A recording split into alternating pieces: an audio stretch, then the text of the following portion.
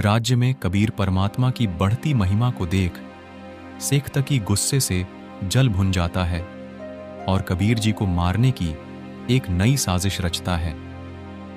वह सिकंदर लोधी के पास जाता है और कहता है, महाराज, मैं उस जुलाहे कबीर की एक और परीक्षा लेना चाहता हूँ। सभी मुसलमान उसे तभी अल्लाह मानेंगे जब वह हमारी इस परीक्षा पर खरा उतरेगा। जरूर वो कोई सेवड़ा है, जरूर कोई तंत्र विद्या जानता है।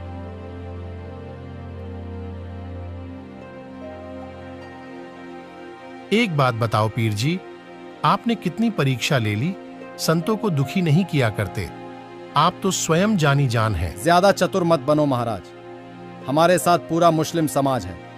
हम उस जुलाहे की परीक्षा लेना चाहते हैं। हम उसे तभी अल्लाह मानेंगे। अल्लाह तो निराकार होता है, वो शरीर में नहीं आता। ये तो कोई सेवड़ा है, ये अल्लाह नहीं हो सकता। राजा दुविधा में आ जाता है और कबीर साहब के पास जाकर कहता है, हे परवरदिगार, ये सीख तकी मुझे जीने नहीं दे रहा है। कह रहा है कि हम कबीर को अल्लाह नहीं मानेंगे। उन्होंने एक शर्त रखी है, वो आपकी एक और परीक्षा लेना चाहते हैं। उन्होंने कहा है कि पूरा मुस्लिम समाज आपको तभी अल्लाह मानेगा जब आप उनकी परीक्षाओं पर खरा उतरेंगे। राजन, उनसे जाकर कह दो कि जो उन्हें उचित लगे वो वैसा करे। शायद मेरी मृत्यु उन्हीं के हाथों लिखी हुई है।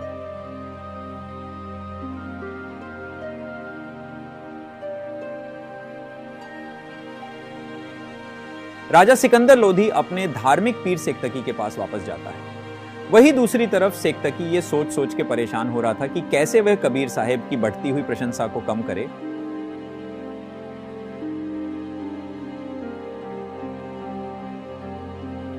तभी शेख तकी के कक्ष में सिकंदर लोधी आता है और कहता है, पीर जी, आप कबीर जी की जितनी भी परीक्षा लेनी है आप ले सकते हो। राजा के मुख से इतना सुनते ही शेख तकी बहुत खुश होता है और मन ही मन कबीर साहब को जान से मारने की साजिश करने लगता है। शेख तकी ने कबीर साहब को मारने के लिए कई साजिश रची, लेकिन वह कबीर साहब का बाल भी बांका नहीं कर पाया। इस बार उसने अपने धार्मिक पीरों के साथ मिलकर योजना बनाई कि वह कबीर जी को गुंडों के द्वारा जान से मार देगा। शेख तकी योजना बनाता है कि कल रात को हम गुंडों के साथ जाके कबीर जी के तलवार से टुकड़े टुकड़े कर देंगे और उन्हें जान से मार देंगे। शेख तकी चाहता था कि किसी भी तरह कबीर साहब को मृत्यु के घाट उतार दिया जाए, क्योंकि कबीर साहब ने उनकी दुकानें बंद कर रखी थी। लेकिन शेख तकी ये मानने को तैयार नहीं था कि कबीर जी स्वयं ही अल्लाह हैं। अगली सुबह होते ही शेख तकी ने कुछ गुंडे बुलाए और उनसे कहा, भाई सुनो, आज रात होते ही हम उस कबीर के इस तलवार से टुकड़े टुकड़े कर देंगे। इस बार रात्रि के समय उस जुलाहे की कुटिया में जाकर उसका खत्म कर देंगे। जी पीरा जी, अब की बार आप चिंता मत करो। हमसे आज तक कोई नहीं बच पाया। वो कबीर तो फिर भी एक मामूली इंसान है।